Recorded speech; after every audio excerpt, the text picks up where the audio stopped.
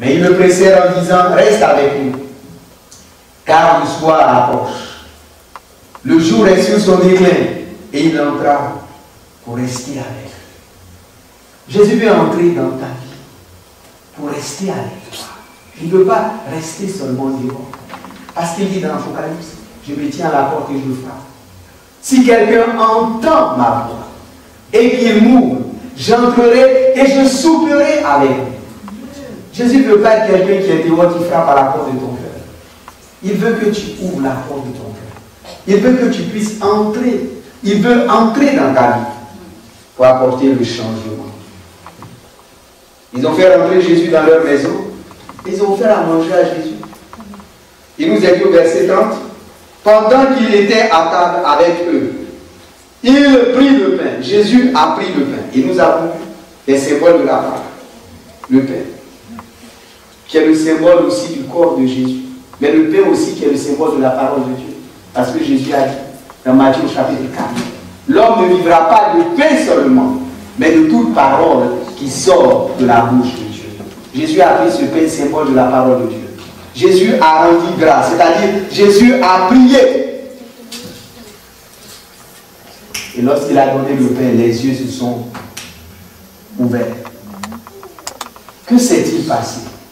Lorsqu'il y a la parole de Dieu, et que cette parole de Dieu est activée avec le Saint-Esprit, supportée par la prière, la révélation se produit. Ces hommes-là ont eu la révélation. C'est à travers la parole de Dieu qu'on a la révélation de Dieu.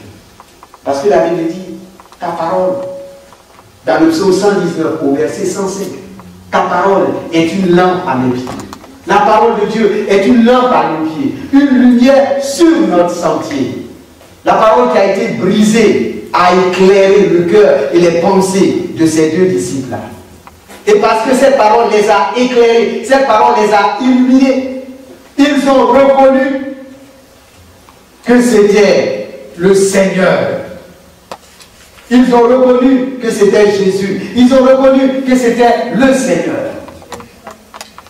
Et Jésus voudrait ce dimanche que tu puisses aussi le reconnaître comme ton Seigneur, comme ton Sauveur. Mais toi, tu le connais déjà. Jésus voudrait que tu sois conscient de sa présence chaque jour de ta vie. Dans les bons moments comme dans les mauvais moments.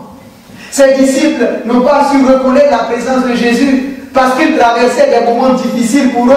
Leur maître, leur prophète, leur Seigneur était mort et il n'était pas ressuscité. Et toi, sans doute, qui passes par des moments difficiles, tu penses que Dieu t'a délaissé, tu penses que Dieu t'a abandonné, tu penses que Dieu n'est plus avec toi.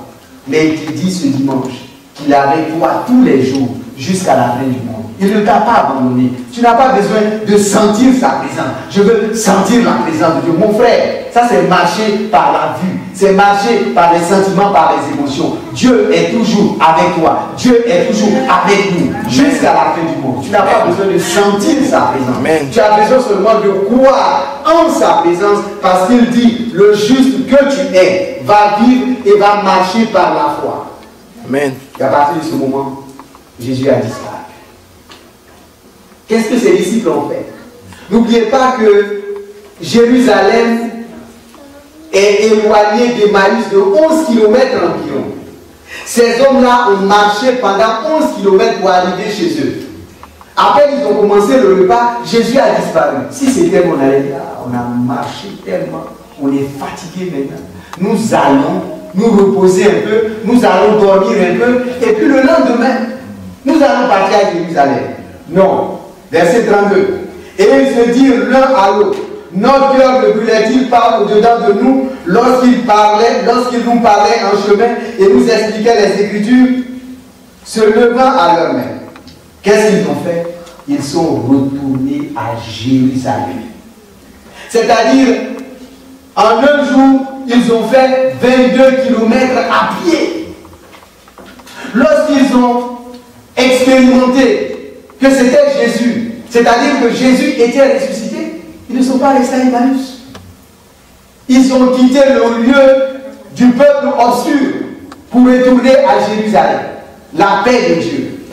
La ville fondée sur la justice et la paix de Dieu. La présence de Dieu. Et ils sont allés là-bas pour dire aux aux autres disciples que le Seigneur est ressuscité. Ils sont allés annoncer cette bonne nouvelle aux autres disciples. Mon frère, ma soeur, lorsque tu as reçu la bonne nouvelle du Seigneur Jésus-Christ, Jésus-Christ crucifié, Jésus-Christ ressuscité, tu ne dois plus, tu ne peux plus rester chez toi à la maison. Tu dois partir annoncer cette bonne nouvelle comme les disciples d'Emmaüs.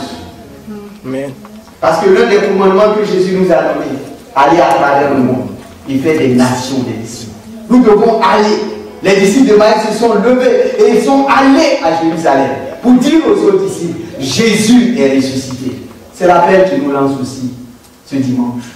Que nous devons aller vers les autres pour leur annoncer, pour partager avec eux la bonne nouvelle du royaume. Ils ont accompli cela. Ils ont mal commencé, mais ils ont bien terminé. Dieu est toujours avec eux. Parce que désormais, Jésus n'est plus dans le tombeau. Il a vécu le tombeau par la résurrection. Et parce qu'il est ressuscité, il est avec nous tous les jours jusqu'à la fin du monde. Et le désir du cœur de notre Dieu, c'est que notre intelligence s'ouvre pour que nous puissions percevoir la présence de notre Seigneur Jésus. Et toi qui nous regardes, toi qui nous écoutes, si tu n'as pas encore reçu ce Jésus dans ton cœur, comme ton sauveur personnel, l'Écriture déclare que si tu crois dans ton cœur que Jésus a été ressuscité des morts, et si tu confesses de ta bouche qu'il est le Seigneur des Seigneurs, tu seras sauvé. C'est pourquoi je voudrais qu'en ce dimanche aussi, Jésus ne soit pas seulement ton compagnon de route, mais qu'il soit ton maître, ton Seigneur et ton sauveur. Si tu peux dire cette prière après moi, Seigneur Jésus, tel que je suis, je veux te donner ma vie. Je veux confesser et reconnaître que tu es mort pour mes péchés à la croix et que tu as ressuscité le troisième jour. Et en ce jour, je fais allégeance devant toi. Je t'accepte comme mon sauveur personnel. Bien-aimé, je peux te déclarer que tu as le salut, tu as la vie éternelle. Nous vous bénissons dans le nom de notre Seigneur Jésus-Christ et à bientôt, à dimanche prochain. La foi vient de ce qu'on entend et ce qu'on entend vient de la parole de Christ. Amen. Amen.